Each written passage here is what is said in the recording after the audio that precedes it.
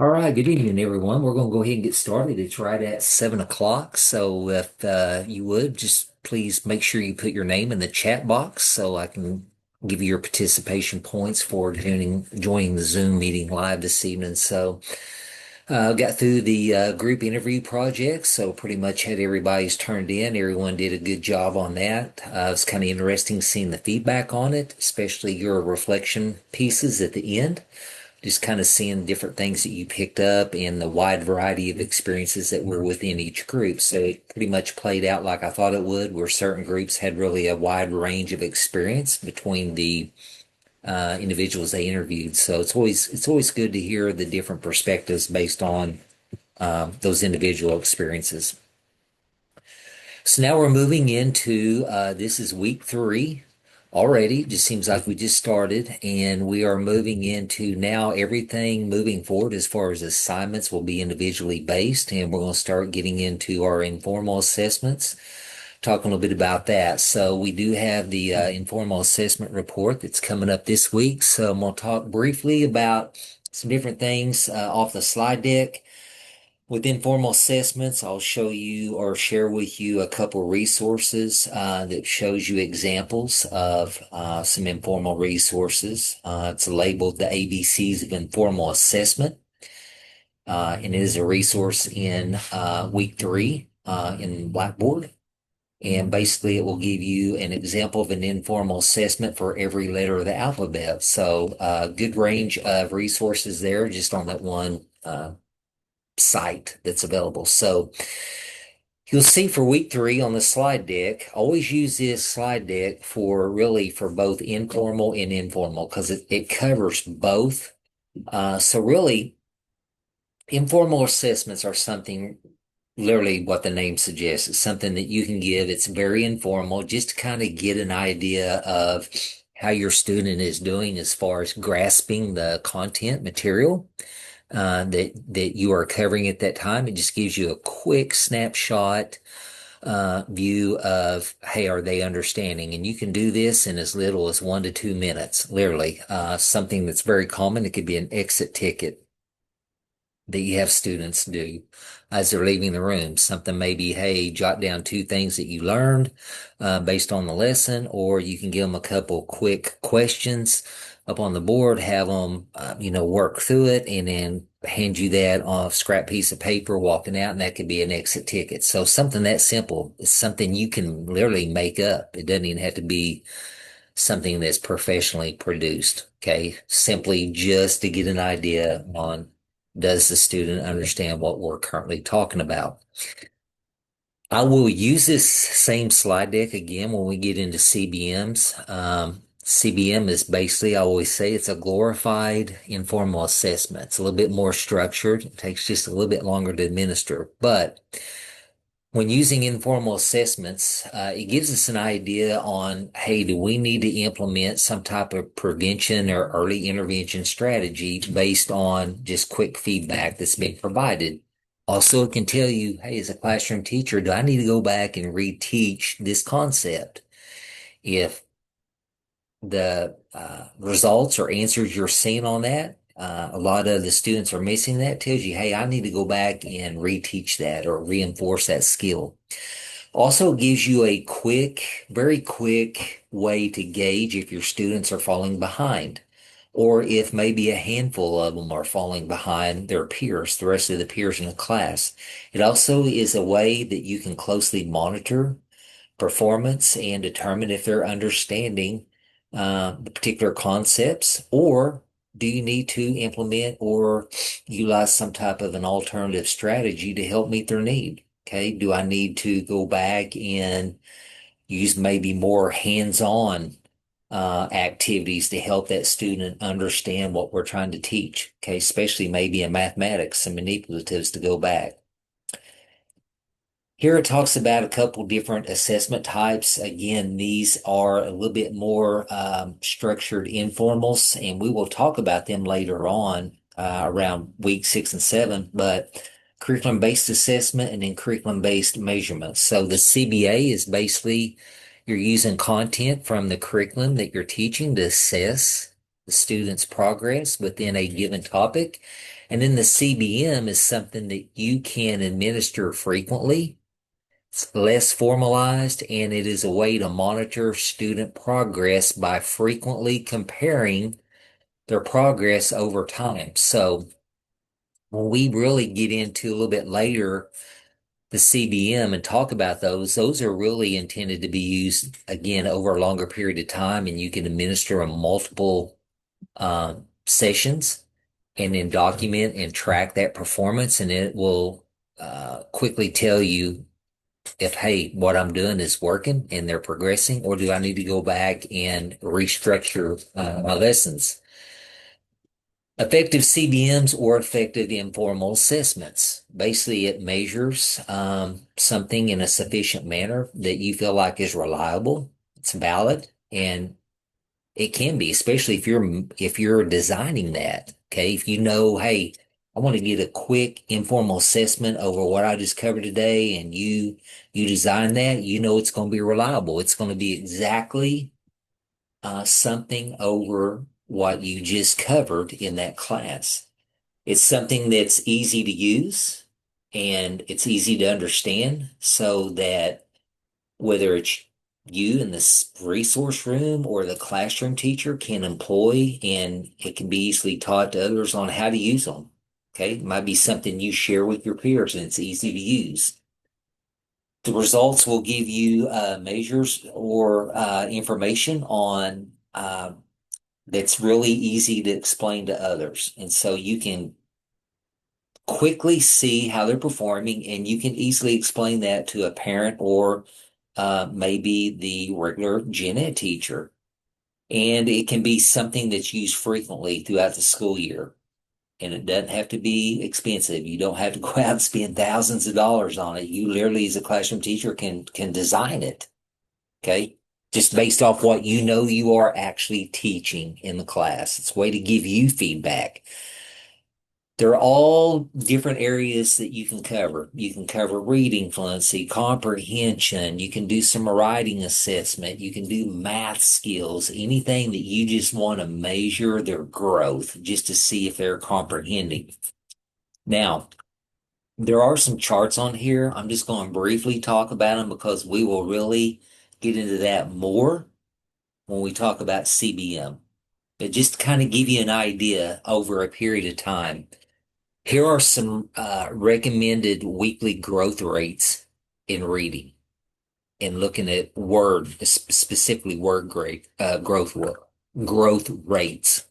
And you can kind of see here it gives the grade level 1 through 6, what is considered a realistic growth rate, what is considered realistic and acceptable for special education students, general ed students, and maybe those students that are really ambitious, really hardworking, and that really need to be challenged. Okay, because you can kind of see when you compare that to just the general ed setting, special ed, you can kind of see the differences in the expected growth rates. Again, those are just recommended. We'll get into more of that when we specifically talk about CBM and are they adequately progressing and growing in a manner that's equivalent to their specific grade level. Fluency. You can also check informally students' fluency rates. One way you can do it is to go in and um, give them a passage couple times a week, and you can count up the number of words and then check or circle or put an X over the words that they missed, and average that out and come up with a rate, and compare that to see if it is acceptable rate of growth for reading fluency. Comprehension. There are different ways you can go in and do comprehension um, test or informal. You can go in, I used to call it the closed test, where Rosemary, if you gave them a paragraph and it was on third grade reading level, you could go in and delete every sixth word or every fifth and have them go through there and read that, and then try to see one with those words that are deleted or blanked out.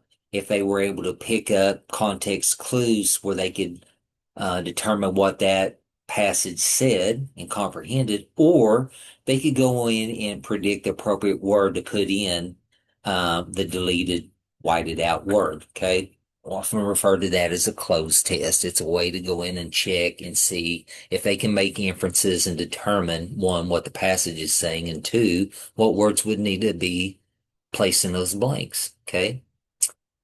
Also, spelling is another informal test. Old-fashioned spelling test, right? You might be studying or pulling out some key words from science or social studies, and you're connecting all that into reading and spelling and going in and just testing them quickly after you did a social studies lesson on specific topic and you pulled out two, three words and did an old-fashioned spelling test just to see, number one, did they understand the word? Did they know how to spell it? And you can talk about it and do a lot of things with it. So there's another chart. Again, we'll use these later on the CBMs. It gives recommended growth for spelling, okay, based on grades 2 through 6. A lot of these charts on recommended growth rates, just so you kind of know, are kind of geared for the elementary. Traditionally, once students get up into that middle school, junior high setting, you tend to not see structured designated reading classes as much once they get out of elementary. So that's why you see these charts tend to stop about 6th grade. Math, okay, be going in and doing fluency, math fluency, facts fluency. I don't know if you guys remember or aware of Mad Minutes in math. I used to do that as a warm up when they would come in. They have 1 minute, they go through, answer as many math facts questions as they can. They score it by the number that they did in 1 minute. They might have attempted 20 problems and the raw score they got 15 out of 20, and it's over math concepts that you've been working on, whether it's multiplication, um, two-digit addition and subtraction, division. Okay, you can do those. I call them mad minutes. Okay, that's a quick way that you can do an informal assessment. Okay, it can be done as a warm-up activity or an exit activity at the end of the day. Here are some growth rates for math suggestions. Again, for the informal, we're not necessarily worrying about this right now. Their growth rates, I'm just kind of showing you this. So, because we'll come back and use this slide deck later on. Um, One thing with CBMs or even informal, it allows you maybe to set some a little bit higher goals than maybe you would have by seeing the feedback off those informal assessments each day. Kind of gives you a way to gauge, hey, they're fully comprehending, so I can go ahead and maybe set some higher goals for them. Students are getting feedback quickly, and you are as well as an instructor. It also gives you the opportunity to review that and determine, hey, tomorrow they don't seem to be understanding this exactly like I thought they would. I might need to go back and modify the way I'm presenting this material or even possibly reteach it. If you see that a student is consistently um, not performing as well on these quick informal assessments, it might kind of throw up a red flag for you. It's like, hey, I really need to keep an eye on this student. Really maybe zone in a little bit more on he or she. It could be kind of an early indicator that, hey, we may need to look at doing some things and possibly look at a pre-referral on this. Okay, just kind of depending. All right.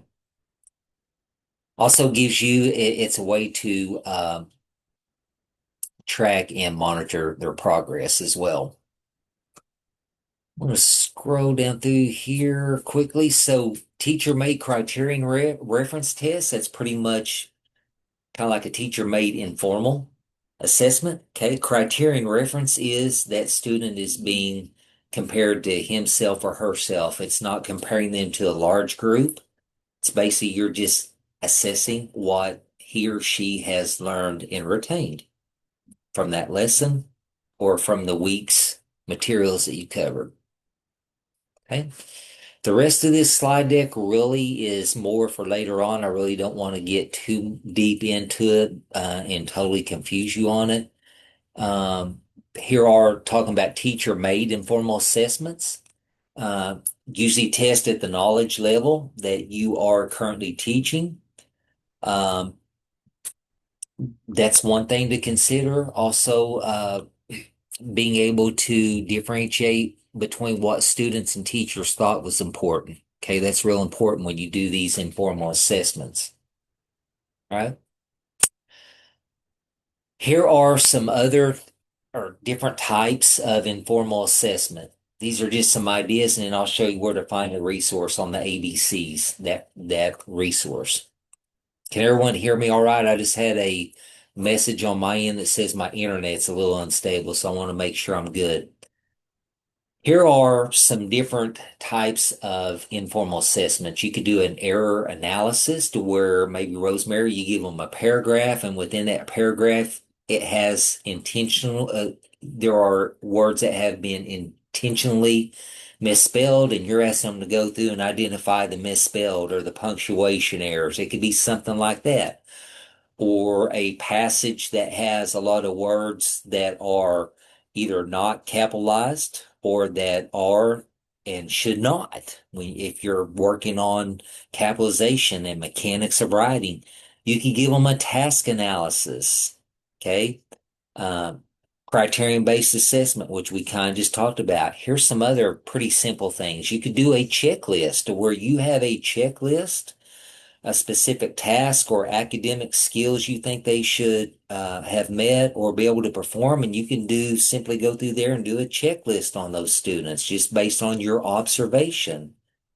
Could do a little questionnaire. You could do student work samples if you wanted, to where you just take some samples of their work and use that as an informal assessment. Permanent products might be some specific behavioral interventions that you're implementing.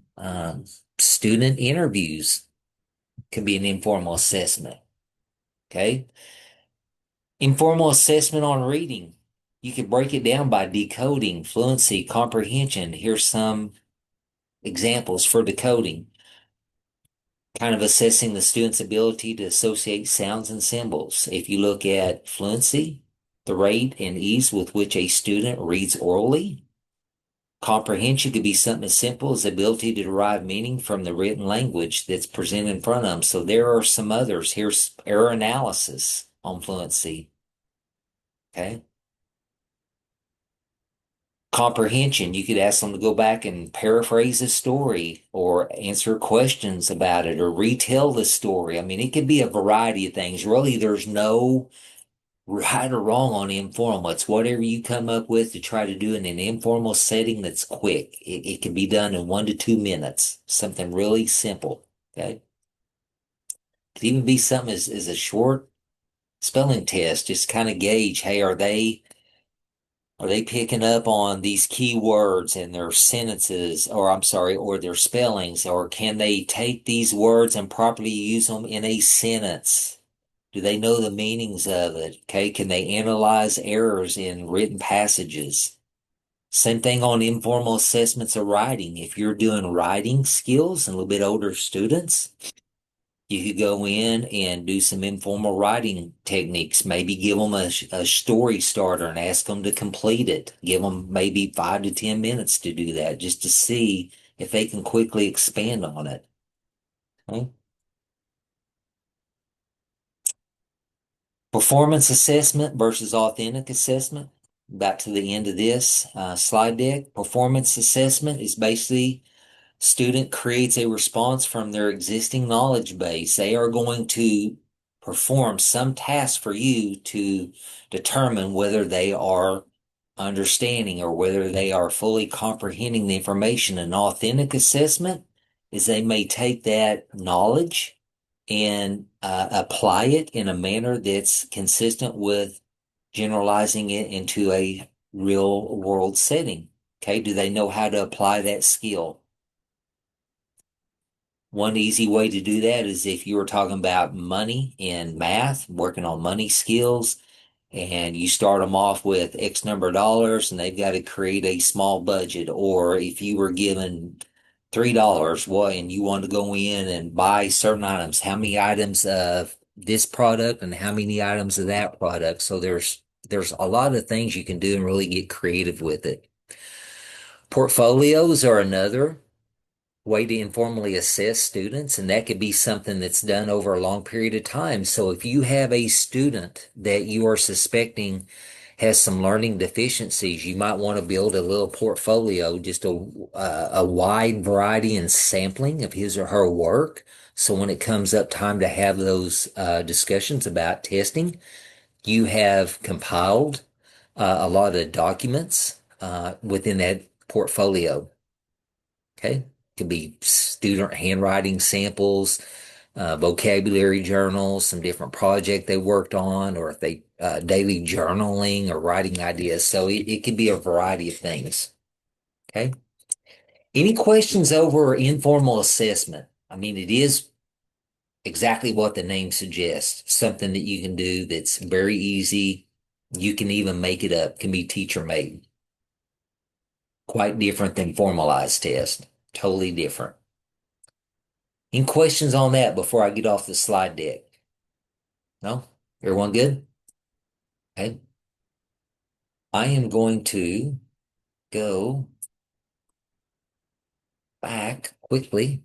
Could.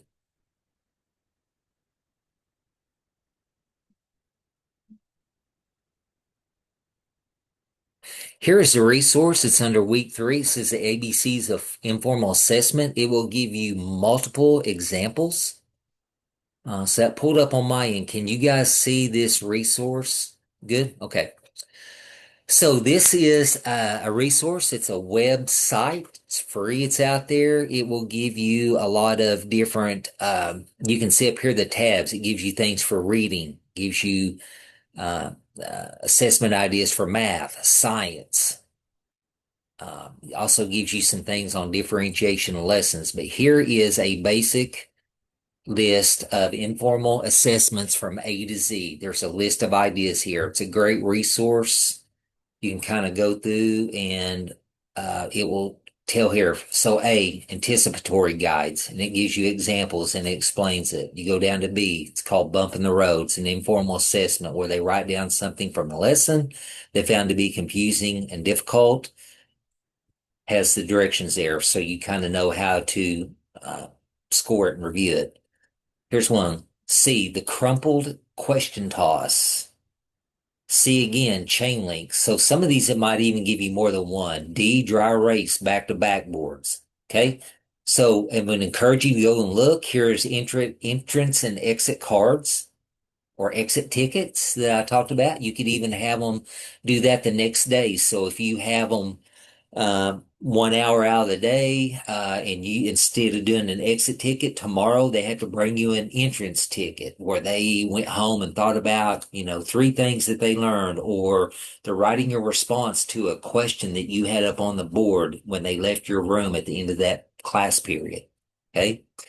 And it goes on all the way through Z. So great resource. It's right there in the course shell. And I keep exiting out of shell. Didn't mean to.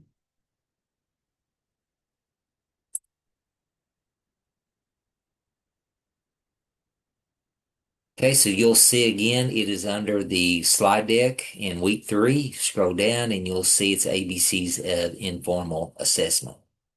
Okay, so I'm going to go up now and talk a little bit about the informal assessment report. Pull it up on here. Now, one thing that we're going to ask you to do for this report, and then I'm going to show you where an example is. And some of you guys maybe aren't used to doing this. Bear with me just a minute. I'll get down here to the rubric.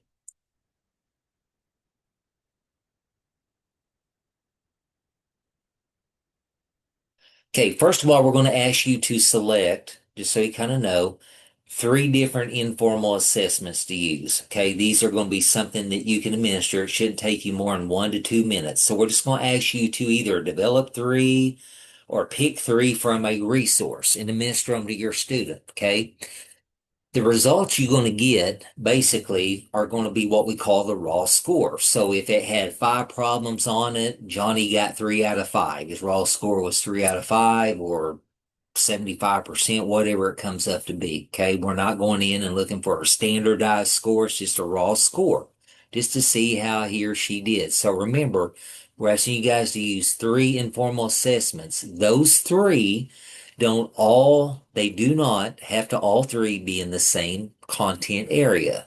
So if you want to do one that's math, one that's spelling, and one that's reading fluency, that's acceptable. Again, we're asking you to pick out three and administer them, learn how to use them. Then we're going to get our results, and then we're going to learn how to kind of chart or display the results in a visual representation, a table, chart, or graph, okay, and display it. So again, pick out three. Again, they could all be three in the same content if you choose to do that, or they can be three completely different ones. Totally up to you. It's your call. Okay. So after you administer them, and when we're putting this report together, I'm going to go over some of the things that we're asking you to provide. Then I'll show you how it's laid out in the example. So we're asking you to provide identifying information. The identifying information is we're going to ask you to name each of the informal assessments.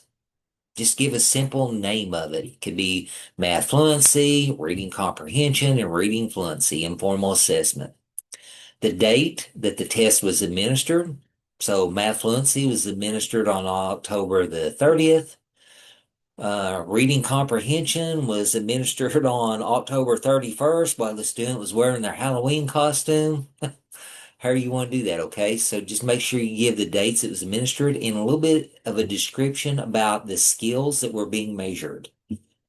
Okay, student was given a math facts fluency, given 1 minute to answer as many questions as they could. They were presented with 20 questions. Students successfully answered 13 in 1 minute. Of the 13, 8 were correct.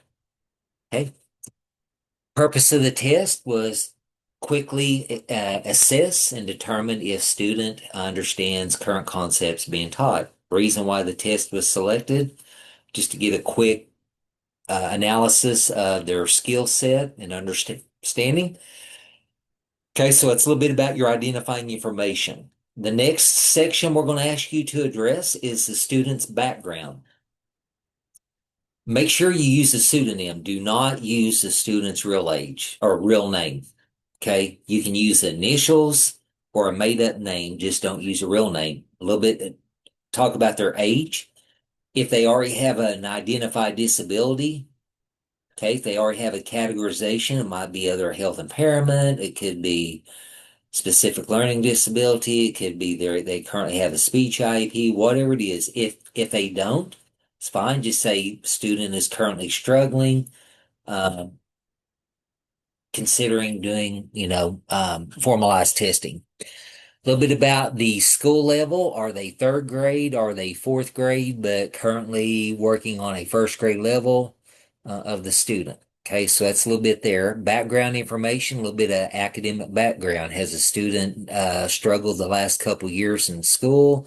A little bit about maybe their behavioral background. Have they had some behavioral issues?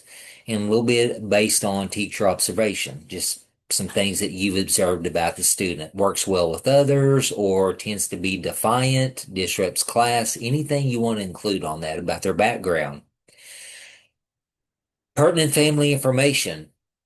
Something as simple, student comes from a two-parent home, both mom and dad work outside the home, or the parent is in foster care.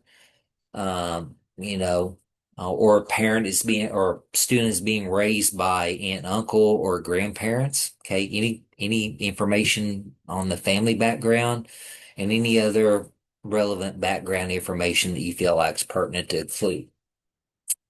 After we do that, we'll jump down now in test results and interpretation. This particular section for informal assessments will be very basic because we're just getting 3 quick assessments and we're just basically going to report the raw data. So here you're going to give just a brief analysis of the results with a little bit of supporting data. So, you're explaining how Johnny did on the math facts fluency, had 20 problems, was given 1 minute, got 8 out of 13 problems attempted. And we'll do that for each one. And then here is something that's new. You're going to put your data into either a table, a chart, or a graph and put it within the report. Okay. This is just going to be raw data. So if you're going to graph or chart a math facts fluency, you can show on there that there was 20 problems and then have the bar graph colored in to where they successfully um, scored 8 correctly out of 13 and label it and just kind of explain the data that's in it. And you would do that for reading fluency and whatever your third one is. After you do that and explain the information within the tables, charts, or graphs, you're going to just kind of highlight briefly, talk a little bit about what you found to be the student's strengths based on the data, and also a little bit about what you thought or found to be his or her weakness based on their score. Okay, so that's what we're going to cover on test results and interpretation. Recommendation and conclusion section. You're just going to kind of highlight what you feel like are recommendations you would like to make based on how that student performed, based on instruction that might be needed moving forward. So let's say you gave these 3 formal assessments, you scored them, and moving forward, you're going to make some instructional recommendations based on his or her scores. Okay. So if you feel like there needs to be some different instructional methods, or if you need to modify content, like dropping it down a grade level or changing some of the materials, you would mention that in this recommendation section and support it with the data you collected based on Johnny Joe's scores on the math facts fluency. I recommend that. And then you go on and explain it. And then to wrap that up, just kind of summarize their overall performance. Johnny worked hard on the 3 informal assessments, was eager to show that he could score well. He works well with others and was eager to please. Although identified some, weak areas, we're going to focus on that moving forward. And that pretty much will wrap it up. Okay. One thing, couple things I'm going to bring out. Your background right here. If you are planning to use the same student for the informal, the normed reference, and the CBM, you're going to use the same student on these next few assignments. This background you can use on your future reports. There's no reason to reinvent the wheel. You can literally, after you do this assignment, you can copy it and drop it over in the next report we'll do if it is the same student. If it's not the same student, you'll have to recreate this background for the different student. Okay, so I just kind of want to point that out. One other thing, or two things actually. The other thing is that there is a permission form in the 805 resources section. And basically, for your case study student, just having the parent give you permission to use their child to take these assessments. The informal. Okay, so you'll list it. It'll say type of assessment. You can literally handwrite it in. 3 informal assessments: math facts fluency, reading comprehension, reading fluency. Okay, and just have the parent sign that. You'll include it with your report. Okay, it'll be part of your report you submit, so don't forget to include that parent permission form. All right. The next thing is there is also a lesson plan template in the 805 resources folder. It's one that we've created through Fort Hays. It's in a Word document. So I would encourage you to download that on your desktop, and it will prompt you for various things: student name, age, grade level, what their IEP goal would be is if they were on the IEP based on the results of the informal. And then it's going to ask you specific things. You literally can go in there and type in your information and then hit save as informal lesson plan. That will also need to be submitted with your report as well. And literally it's based on the results you get from the informal assessment. Okay. We'll do one of those for each of the assessment reports, the lesson plan. And so each time you do that lesson plan, it's going to be based on the results that you get for that assessment. So this first one, it's going to be the informal assessment. Then when we go to norm reference and we put our report together, we'll do a lesson plan based off the results for the norm reference test. Okay. So it's learning to analyze the data and quickly put together some type of plan, lesson plan moving forward to address what you feel like were the weak areas that you found in the results. Okay. Any questions on that? So I just want to make sure I pointed that out to you. The parent permission form, okay, make sure you include that, and then the lesson plan that goes with it. Again, both of those documents are in the 805 resources folder in the course shell. Okay, and they're Word documents. You can literally download them and your information. Okay. One other thing I want to show you is the sample report to kind of give you an idea how it's laid out.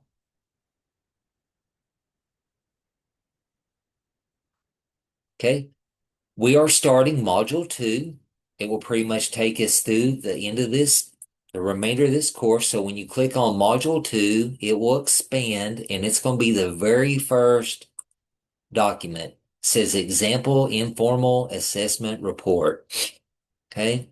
See, I blacked the student's name out. They have the abstract, there's brief explanation.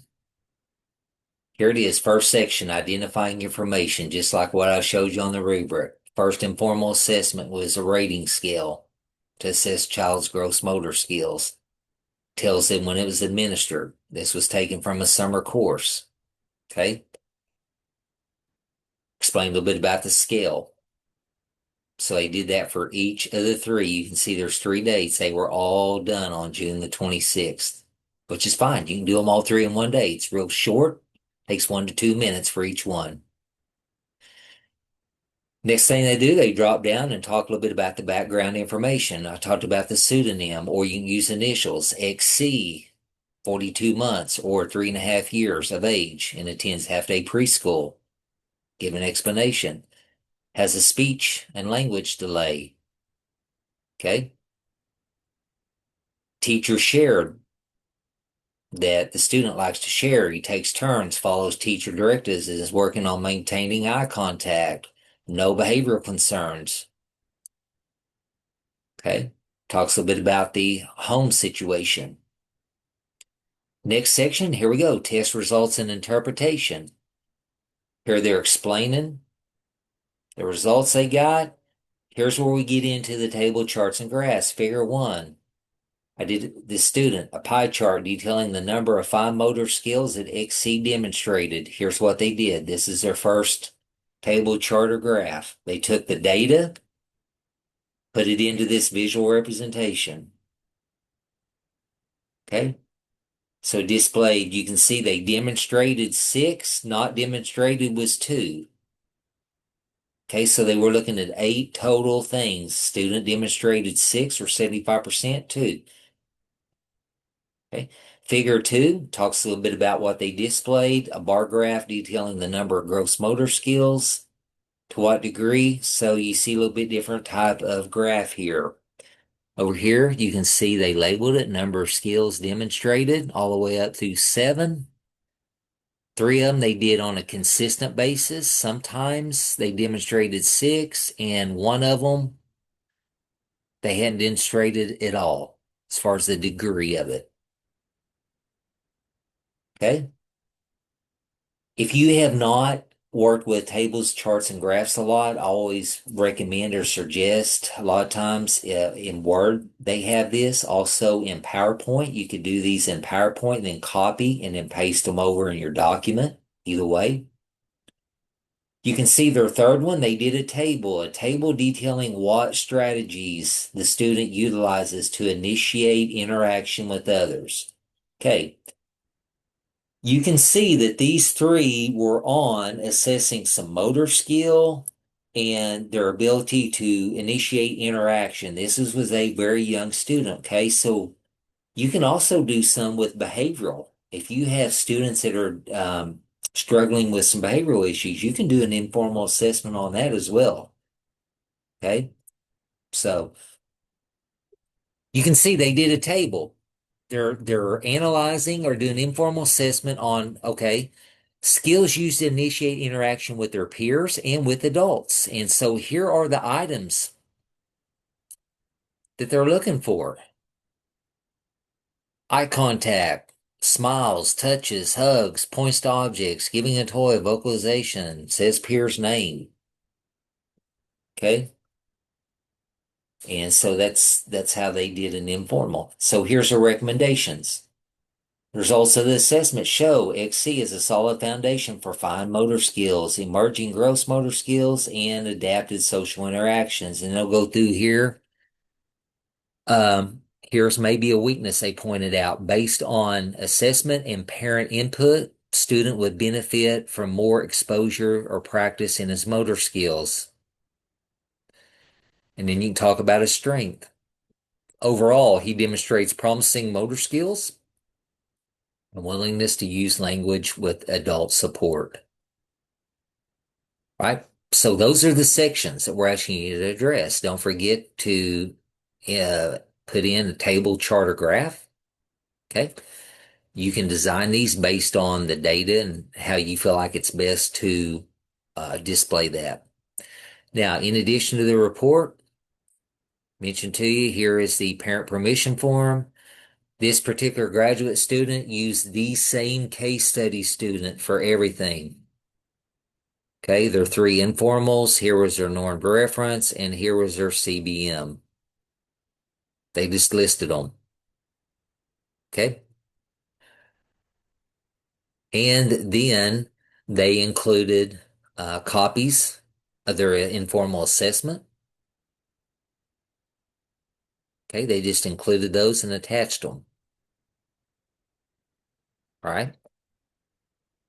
Now, this particular example, I want to point out to you, you'll notice they didn't have a lesson plan. So at that time, this is back right coming off COVID. At that time, this was before we restructured the class. We weren't having them do that lesson plan. And then as they were having to go in and do a PPAT and all that, we found out students were kind of struggling in that area. So we started making it a part of these assignments. So that's why you didn't see in this example, copy that lesson plan. So again, this example is in the course shell for you. It's right under when you click on Module 2. It'll be the first document you see that drops down. Right? I'm going to do a stop screen share. Anyone have questions over that? Again, remember, guys, informal, you can literally make them. It can be something you design. It doesn't have to be anything that's purchased or taken out of a textbook or anything like that. It's literally you can design them. You can make it up, teacher made. Okay. Any questions on that? Remember, guys, that is due this Sunday. And then as we go into norm reference, you'll have a little bit of a gap in there, about a 2 week gap before anything else is due. So, but informal's coming up this There a week. page limit? Uh, who asked that, Erica? Mhm. Yeah, if you can keep it under 25 or 30 pages, that'll be great. No, I'm teasing. No, usually most of these, Erica, they on the informal, especially because you're dealing more with raw data. It's usually the informal assessment report itself is about 2 pages. Okay, by the time you cover the information on the syllabus, and then you'll add your lesson plan to it, and then just include a copy of those informal assessments that you used. Okay, and just scan it all in or include it in one document, and that's it. So yeah, but this very first report, you can cover everything in that syllabus in literally about 2 pages on the report part itself, and then your attached documentation goes with it. Okay. Now, as we get into norm reference and CBM, it's going to be a little bit longer than that, but informal, it starts off somewhat small. Okay. Any other questions I can answer? Everyone good? It's clear as mud. After tonight, if you start digging into this and you think, oh man, I wish I would have asked this question or that question, or I'm stuck, just email me. And if I need to, and we need to jump on a quick Zoom one-on-one, I can. I did that with another class earlier. Hopped on with the student to answer some of their questions and provide clarification. So if you run into that, please email me, let me know. And if I can't answer your question by email, we need to do a quick 5-10 minute Zoom. We'll hop on Zoom and do that. Okay. All right. Any questions? Everybody good? All right. You guys have a good rest of your week. Again, if you have any question, please email and let me know. All right. Thank you guys. Have a good evening. Make sure you guys put your name in the chat box. Okay. Have a good evening.